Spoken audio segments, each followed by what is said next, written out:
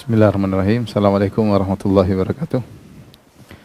Alhamdulillahi ala ihsani wa syukru lahu ala taufiqihi wa amtinani. Asyhadu an la ilaha illallah wahdahu la syarika lahu ta'ziman li sya'ni. Wa asyhadu anna Muhammadan abduhu wa rasuluhu da'ila ridwani. Allahumma salli alaihi wa ala alihi wa ashabihi wa ikhwani.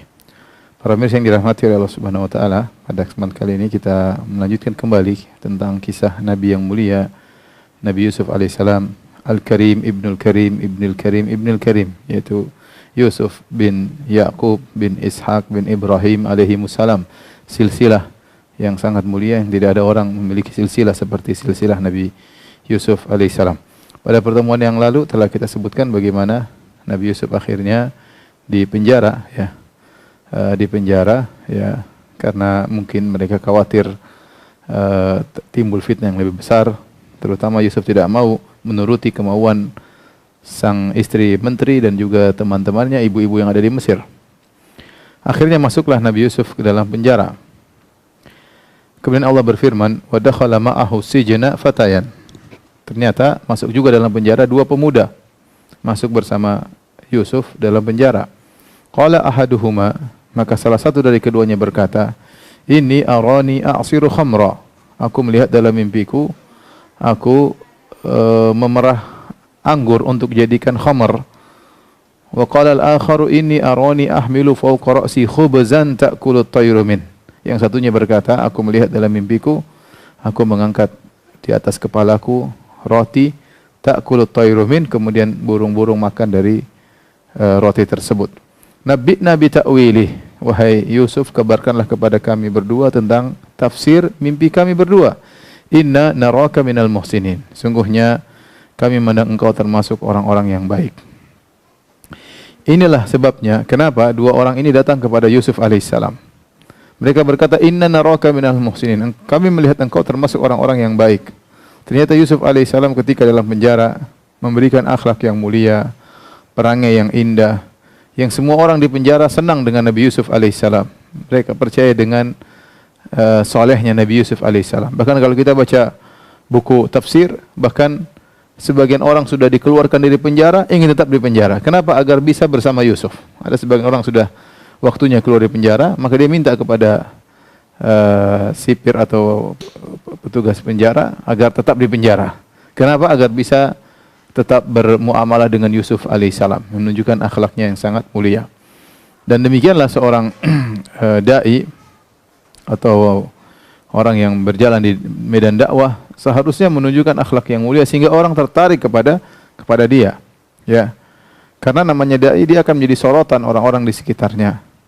Ya, dia sedang menjalankan agama Allah Subhanahu wa taala, maka dia harus menjaga dirinya, menjaga akhlaknya agar orang-orang tertarik dengan dia dan mau belajar darinya atau bertanya kepadanya. Lihatlah, Allah sebutkan dua orang pemuda ini tatkala datang kepada Yusuf alaihissalam minta untuk ditafsirkan apa sebabnya. Mereka berdua berkata, Inna naraka minal muhsinin.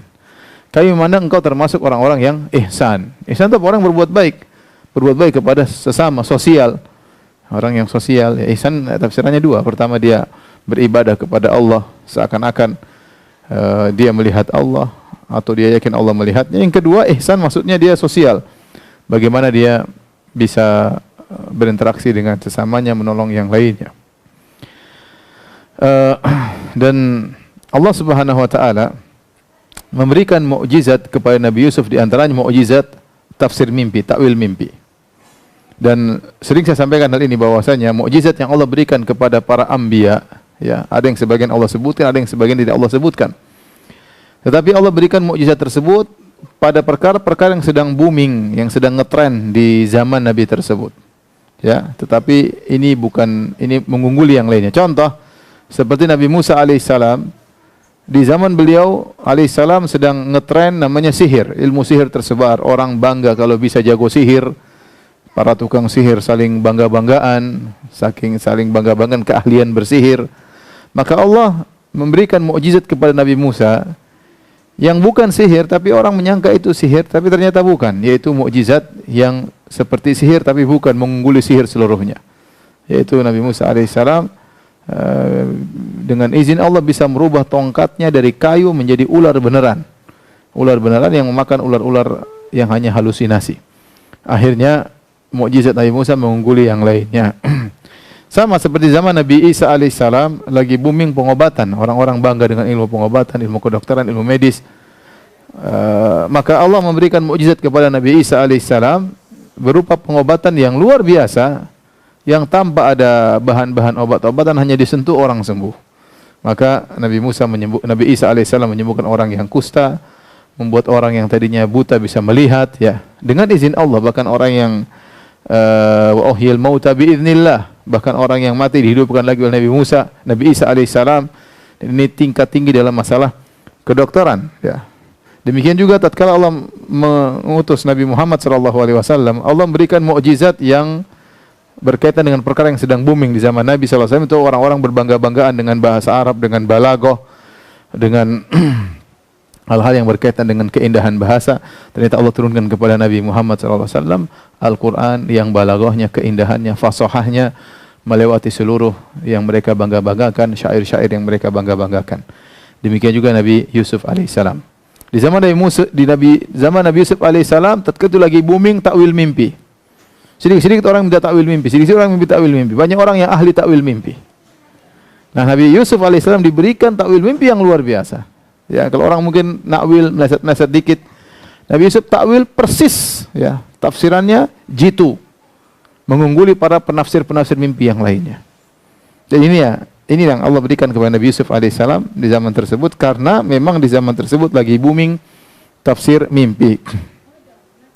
Maka ketika dua orang tersebut datang kepada Nabi Yusuf alaihissalam minta untuk ditafsirkan mimpinya, maka Nabi Yusuf alaihissalam, ya, dengan begitu baiknya menafsirkan mimpi tersebut. Tetapi kesempatan besar, ini dua orang musyrik datang kepada dia, ada keperluan, maka saatnya Nabi Yusuf alaihissalam mendakwahi mereka. Apa kata Nabi Yusuf alaihissalam? Qala la ya'tikuma ta'amun turzaqanihi illa nabba'tukuma bita'wilihi qabla an ya'tiyakuma dzalikuma mimma 'allamani rabbi. Kata Nabi Yusuf, wahai kedua sahabatku, la ya'tikuma ta'amun, ingat, kita akan datang jatah makan. Sebelum datang jatah makan, yang kalian berdua akan mengambil jatah makan tersebut, aku sudah akan menafsirkan mimpi kalian berdua. Tetapi sebelum saya nafsirkan, tenang aja, saya ingin bicara sesuatu, ya. Jadi lihat metode uslub Nabi Yusuf alaihissalam, dia tenangkan dulu kedua orang ini. Dia tenangkan kedua orang ini agar tenang bahwasanya tafsirnya akan ditafsirkan oleh Nabi Yusuf alaihissalam. Tetapi sebelumnya kita akan bincang-bincang, ya. Karena kalau Nabi Yusuf tidak kabarkan hal tersebut, mereka tidak akan tenang. Nabi Yusuf bicara masalah dakwah, masalah yang lain, mereka akan gelisah. Dan ini subhanallah akhlak yang mulia. Jadi supaya mereka tidak gelisah, tenang. Pokoknya sebelum jatah makan datang, tafsir sudah selesai. Tafsir mimpi, takwil mimpi sudah selesai. Tapi kita ngobrol-ngobrol dulu. Subhanallah. Lihat bagaimana akhlaknya Nabi Yusuf alaihissalam. Para ulama mengatakan bahwasanya mereka dalam penjara gelap, tidak mengenal mana siang, mana malam, yang jelas mereka sehingga terkadang jadwal dengan jadwal makan. Sehingga mereka mengenal jadwal dengan jadwal, sebentar lagi makan. Ya, berikutnya berapa jam lagi kira-kira makan, seperti itu. Mereka ada jadwal makan. Dan ini pelajaran bagi kita.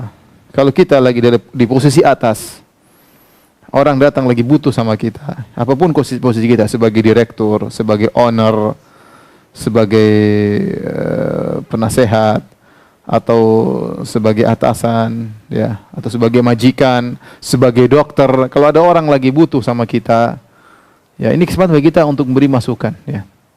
Itu sesuai dengan kadar yang seperlunya bagi orang tersebut. Kenapa? Karena orang tersebut kalau lagi butuh sama kita, dia datang dalam kondisi merendah. Dia akan mendengar apa yang kita sampaikan.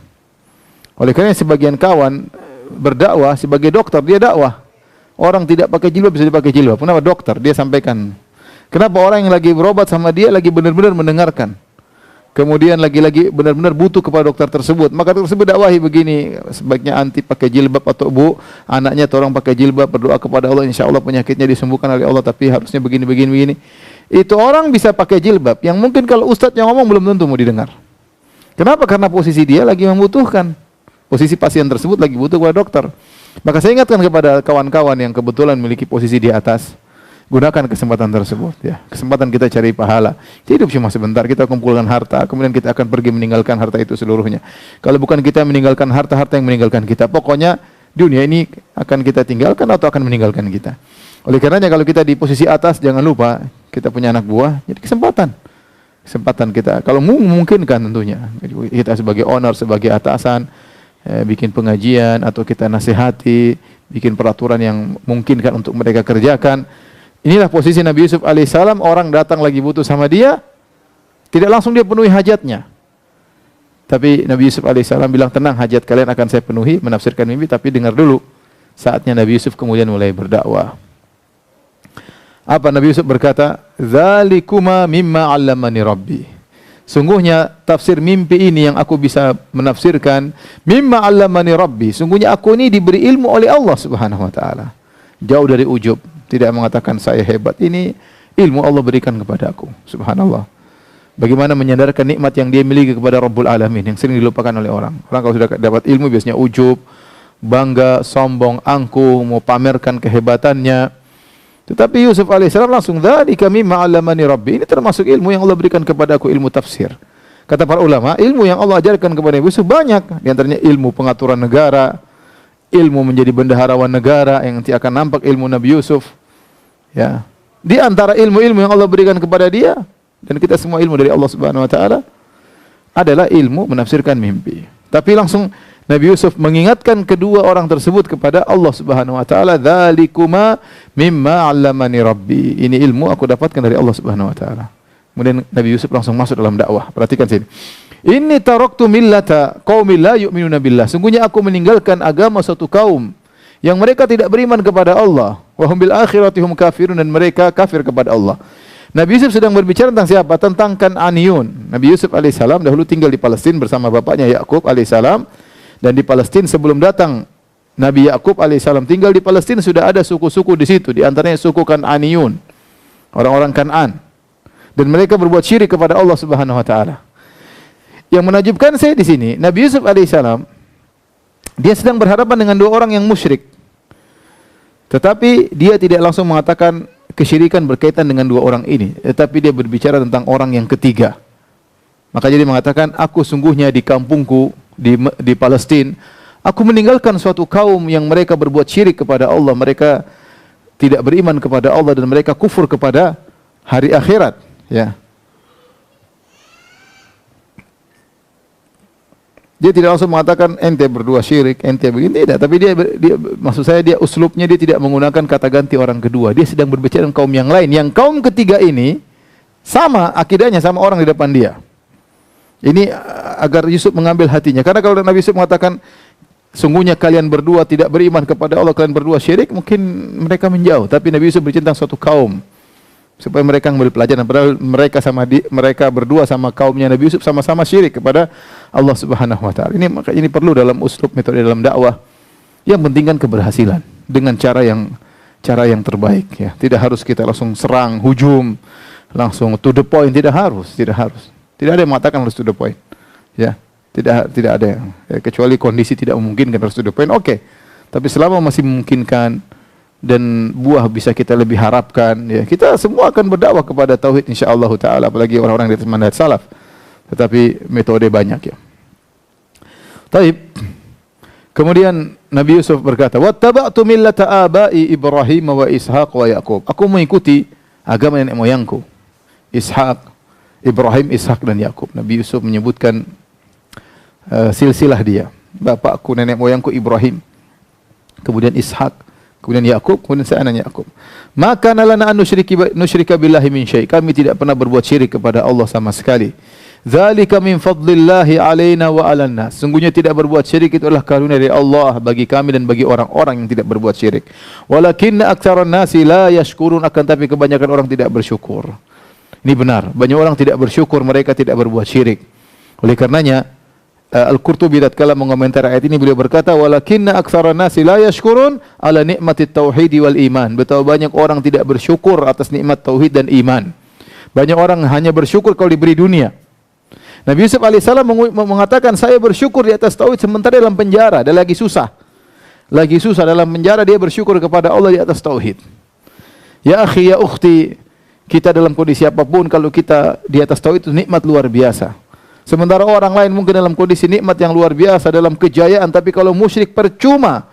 Kejayaan mereka hanya sebentar, dunia ini fana. Setelah itu mereka akan masuk dalam jurang ya kebinasaan sejak di alam barzah sampai seterusnya abadi. Oleh karenanya nikmat tauhid harus kita syukuri.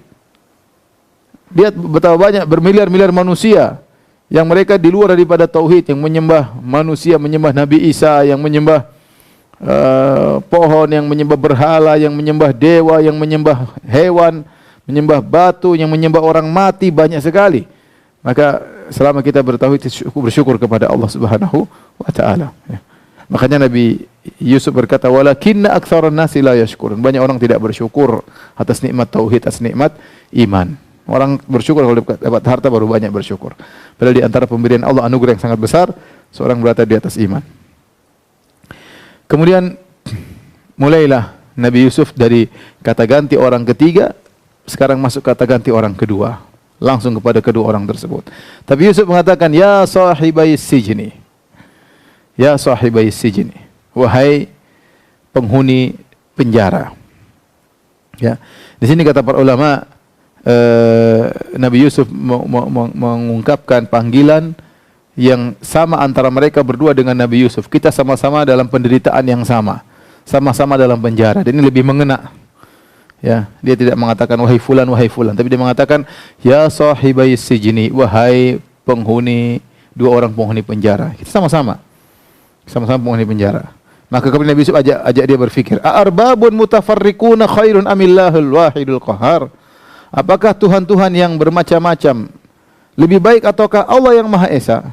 Ya, Tuhan, sekarang berhala banyak. Ada berhala khusus buat ini, ada berhala spesialis buat ini, ada berhala buat ini. Ya, sebagaimana yang disembah misalnya di kaum musyrikin Arab, berhala mereka banyak.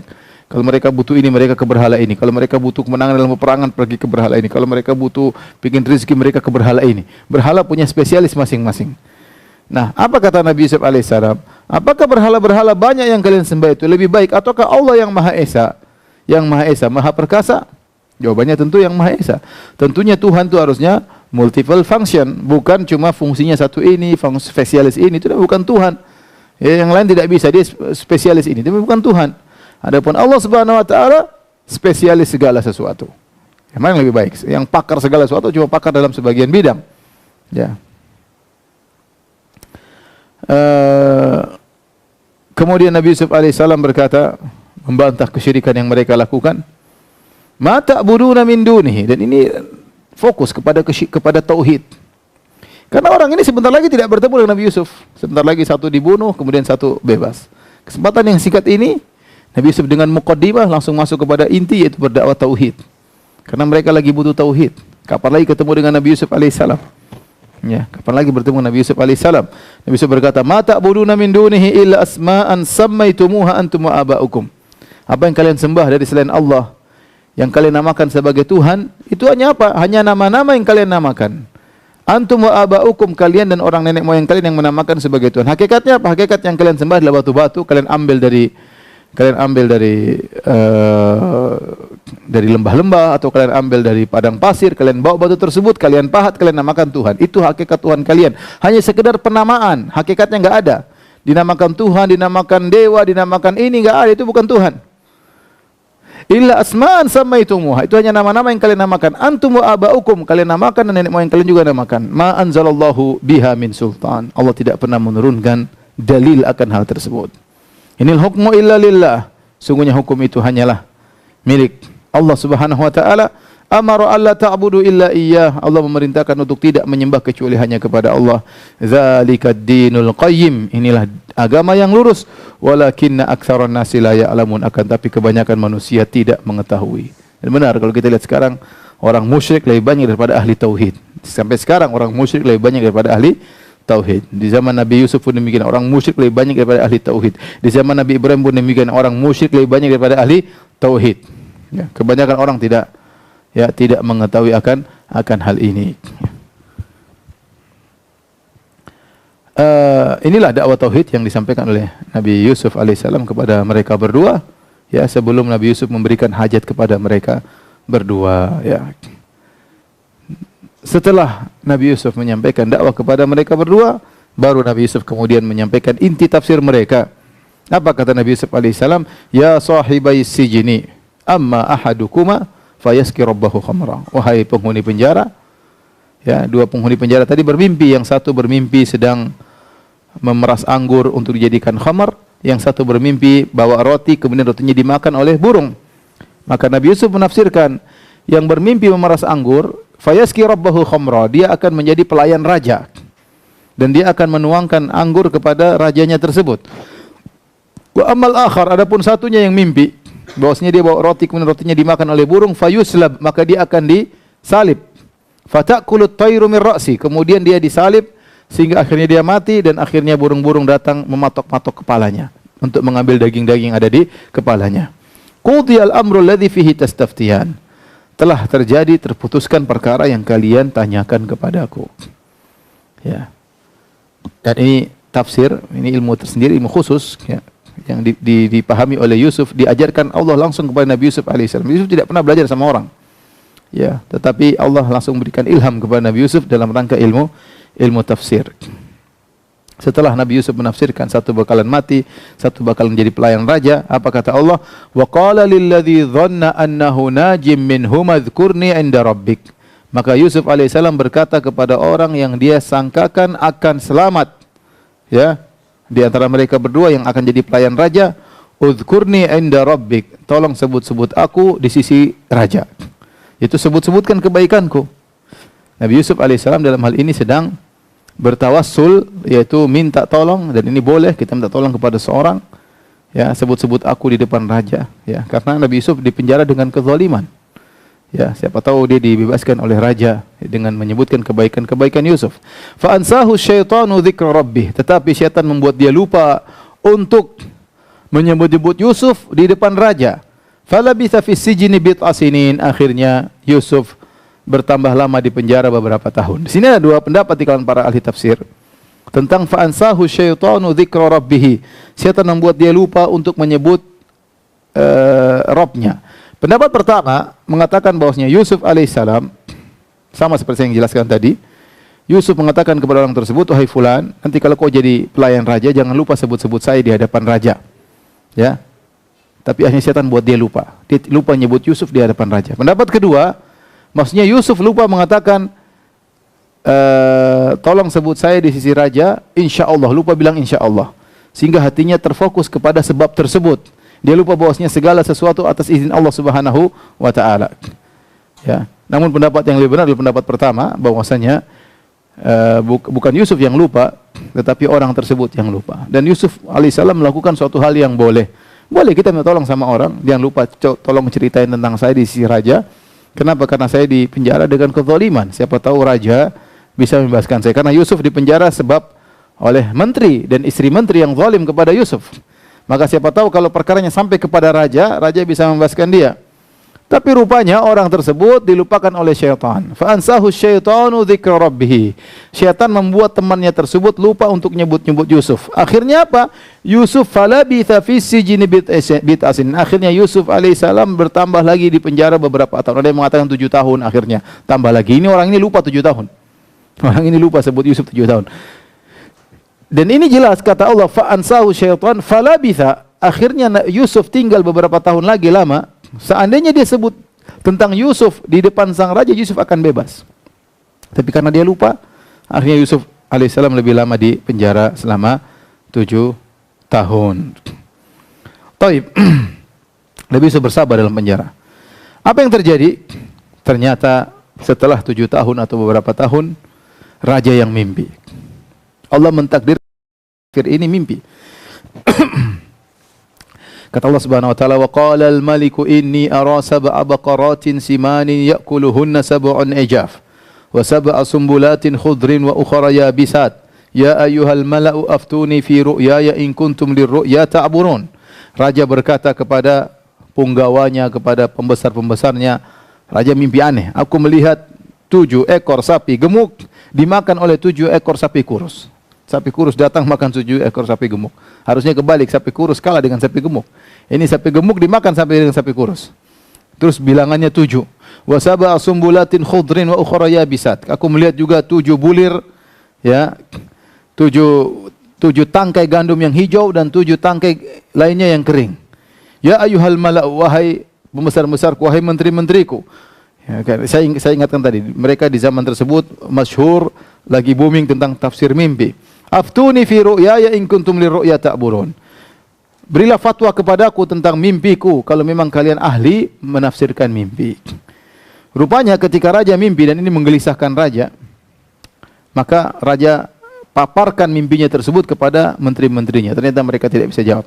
Perhatikan di sini, Allah mentakbir raja ini dengan al-maliku, wa qala al-maliku, dan berkata sang raja. Allah tidak mengatakan wa qala Fir'aun, berkata Fir'aun. Sebagian ulama mengatakan seperti Tahir bin Asyur dalam tafsirnya Tahrir wa Tanwir, bahwasanya raja yang hidup di zaman Nabi Yusuf, dia bukan dari suku Akbat, bukan raja yang hidup di zaman Nabi Musa. Jadi Yusuf dulu baru Musa. Antara Yusuf alaihissalam dengan Musa ada yang mengatakan ratusan tahun. Ya, ada yang mengatakan ratusan tahun, ya. Nah, raja yang hidup di zaman Nabi Yusuf, Allah ungkapkan dengan Al-Malik, berkata sang raja. Adapun raja yang hidup di zaman Nabi Musa, Allah ungkapkan dengan Fir'aun. Nah, ini dua gelar yang berbeda. Oleh karenanya sebagian ulama, Tahir bin Asyur mengatakan bahwasanya 2 orang ini dari suku yang berbeda. Adapun di zaman Nabi Musa alaihissalam, mereka berasal dari suku Akbat, suku Kipti yang ada sampai sekarang di Mesir, dan banyak di antara mereka saya dengar beragama Nasara. Suku Akbat, ya. Dan setiap pemimpin suku Akbat, penguasa suku Akbat namanya Fir'aun, disebut Fir'aun. Ya, disebut Fir'aun. Fir'aun itu gelar seperti presiden, seperti raja, seperti sultan, ya. Jadi sultannya Mesir dari suku Akbat namanya Fir'aun. Nah, sultan yang ada di zaman Nabi Yusuf namanya Malik, raja. Sehingga sebagian ulama mengambil kesimpulan bahwasanya suku yang ada di zaman Nabi Yusuf beda dengan suku yang di zaman Nabi Musa. Mereka mengatakan bahwasanya suku yang berada di zaman Nabi Yusuf itu bukan dari suku Akbat, suku Kipti, bukan, tapi berasal dari suku Heksos. Suku Heksos yang berujung kepada Kan'an atau Arab, ya. Kan'an, ya. Pada kabilah Kan'an. Dan ternyata diteliti dalam sejarah, benar, pada tahun 1900 sebelum Masehi sampai 1525 sebelum Masehi, jadi sekitar ada 400-an tahun dari 1900 Masehi sampai 1525 Masehi, 375 tahun, itu Mesir dikuasai oleh suku Heksos. Mesir dikuasai oleh suku Heksos. Disitulah zaman Nabi Yusuf alaihissalam. Setelah itu baru berpindah kepada tangan suku Akbat, zamannya Fir'aun. Makanya ketika Allah mengungkapkan penguasa di Mesir tatkala itu, Allah mengatakan wa qala al-maliku, berkata Malik, karena dia dari suku Heksos. Dia mimpi yang aneh. Mimpi ini aneh, membuat dia gelisah. Bagaimana 7 sapi gemuk dimakan 7 sapi kurus. Kemudian ada tangkai sumbulat, ya, tangkai gandum yang hijau dan 7 tangkai gandum yang kering. Akhirnya dia paparkan kepada Al-Mala, kepada menteri-menterinya. Dia yang mengatakan kalau kalian mampu mentafsirkan silakan tafsir. Apa kata mereka? Qalu adghautsu ahlam. Kata mereka ini hanyalah mimpi-mimpi yang kosong.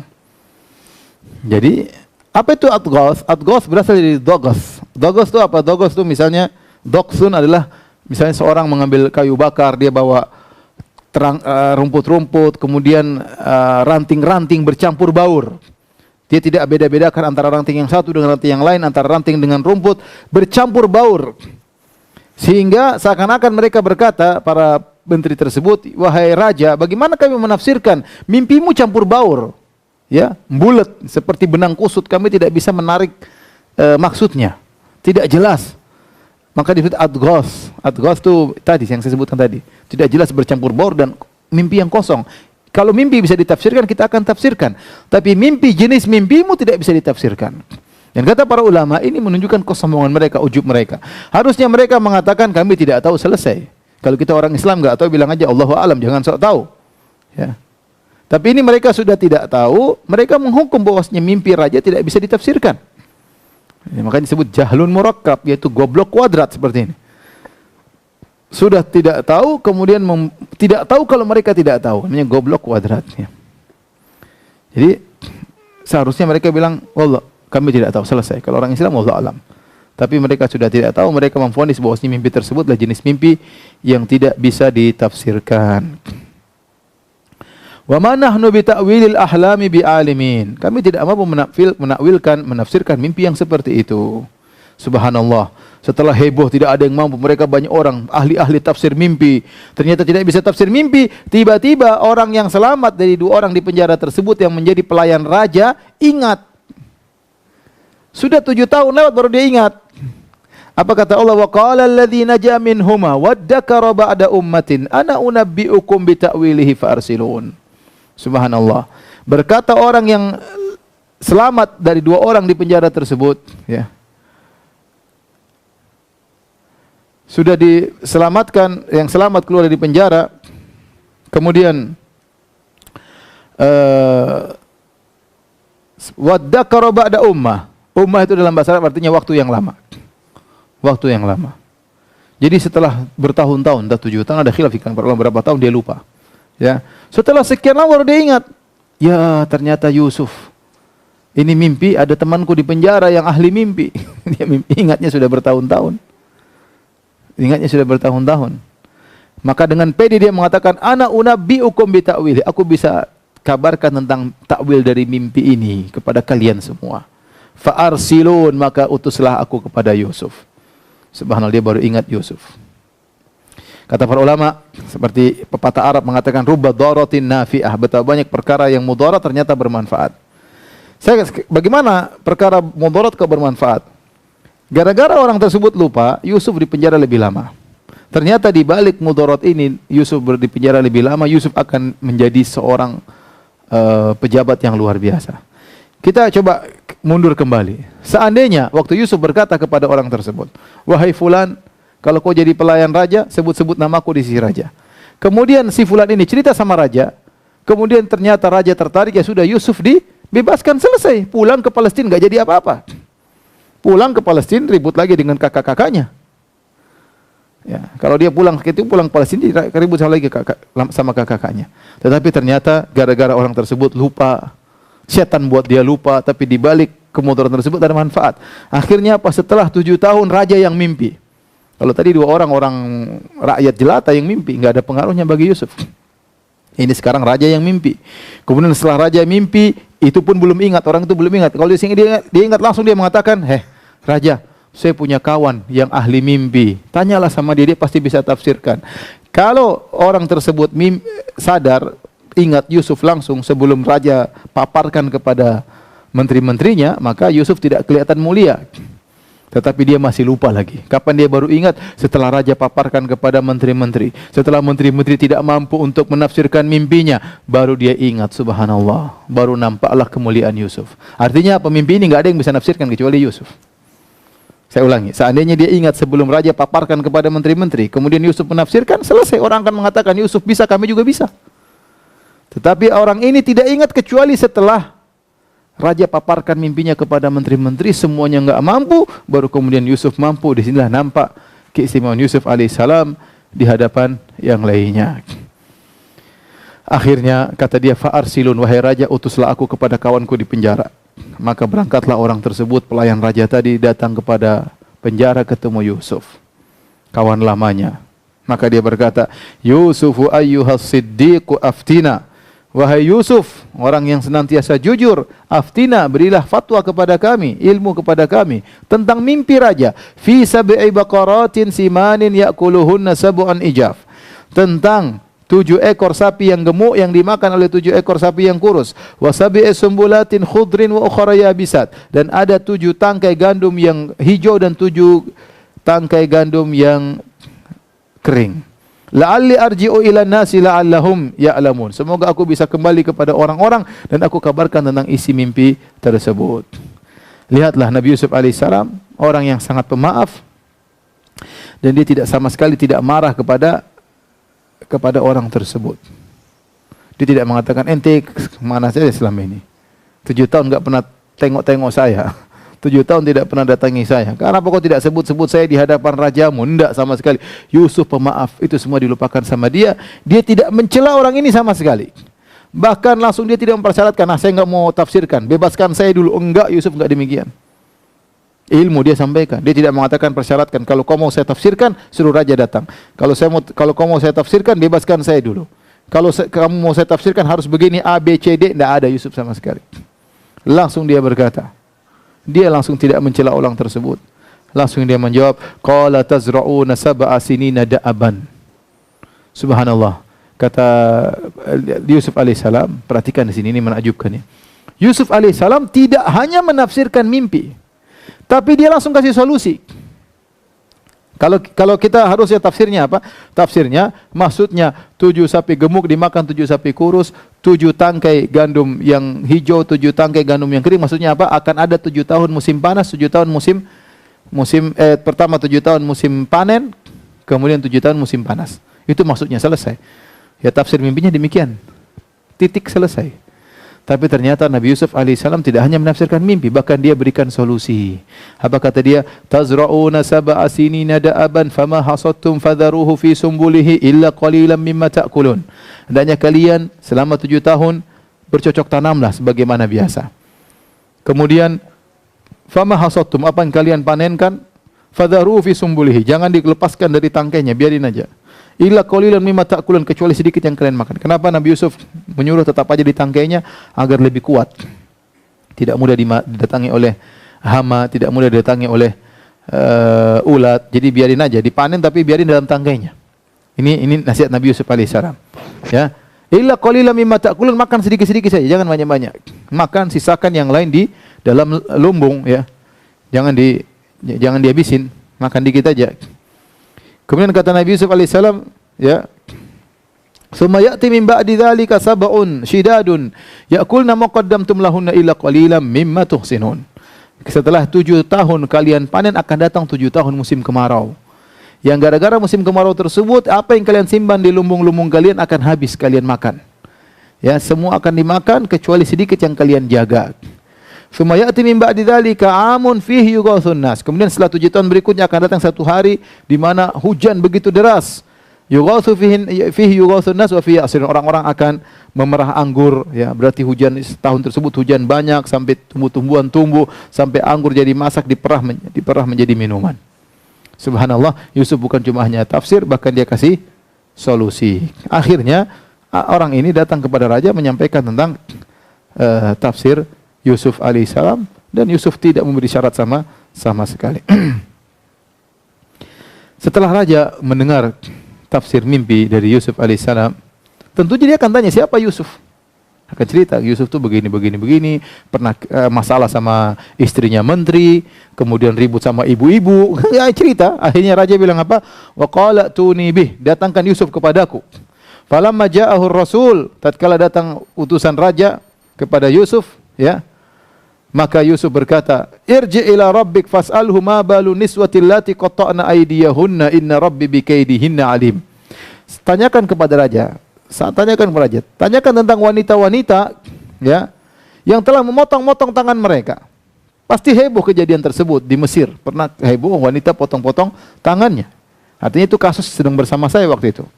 Inna rabbi bikaidihinna alim, sungguhnya Tuhanku Maha tahu tentang tipu daya mereka. Ya. Akhirnya raja pun panggil ibu-ibu itu semuanya, di antaranya istri sang menteri Imratul Aziz. Maka ditanyalah oleh sang raja. Ini kesempatan bagi Yusuf untuk membersihkan citranya setelah sekian tahun, ya, dibohongin, setelah sekian tahun citra baiknya dirusak oleh ibu-ibu, ya.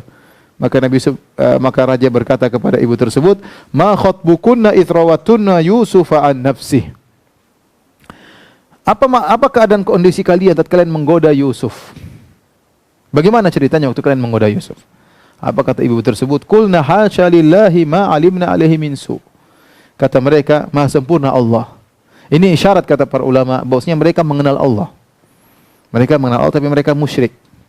Makanya ketika kita sampaikan pada pertemuan lalu, ketika ketahuan Imratul Aziz, ketahuan suaminya, dia mengatakan, Yusuf wa'arid an hadha wastaghfir li dzambik. Dia mengatakan, wahai Yusuf, berpalinglah engkau dari kasus ini, adapun kau istriku, beristighfarlah. Jadi mereka ini bukan kaum Fir'aun, tapi mereka Heksos. Seakan-akan mereka juga mengenal Allah, tapi mereka berbuat syirik. Oleh karenanya mereka menjawab, qulna hasya lillahi ma alimna alaihi min su. Kata mereka, Maha suci Allah, mereka sebut nama Allah. Kami tidak mengetahui keburukan pada Yusuf sama sekali. Qalat imra'atul azizil ana hashasal haq. Saat itulah kemudian istri Al-Aziz, permaisuri istri menteri yang pernah merayu dan menggoda Yusuf berkata, Al-ana hashasal haq. Sekarang telah jelaslah kebenaran. Ana rawatuhu an nafsi. Akulah yang merayu Yusuf. Wa innahu laminas shadiqin. Yusuf yang benar. Dia tidak merayuku, aku yang merayunya. Dzalika liya'lama anni lam akhunhu bil ghaib.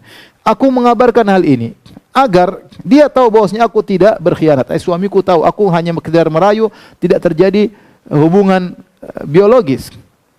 Lam akhunhu bil ghaib, tidak sampai terjadi hubungan biologis dengan Yusuf. Aku tidak berkhianat kepada suamiku. Wa annallaha la yahdi kaidal khainin, dan Allah tidak memberi petunjuk kepada orang-orang yang berbuat pengkhianatan. Kemudian dia berkata, dia sebut nama Allah. Ini isyarat bahwasanya mereka ini musyrikin, kenal Allah. Kemudian beda dengan Fir'aun. Kalau Fir'aun, "Mama Rabbul Alamin?" Siapa itu Allah? Siapa Tuhanmu? Dia mengingkari Allah. Kalau Fir'aun. Ini menunjukkan dua suku yang berbeda, menguatkan pendapat Thahir bin Asyur bahwasanya ini suku Heksos, bukan suku Akbat. Kemudian wanita ini berkata, Imratul Aziz yang merayu Yusuf, wa ma ubarri'u nafsi inna nafsa la ammaratun bisu illa ma rahima rabbi, dan aku tidak menyatakan diriku bebas dari aku tidak mengatakan aku suci. Wa ma ubarri'u nafsi, aku tidak mensucikan diriku.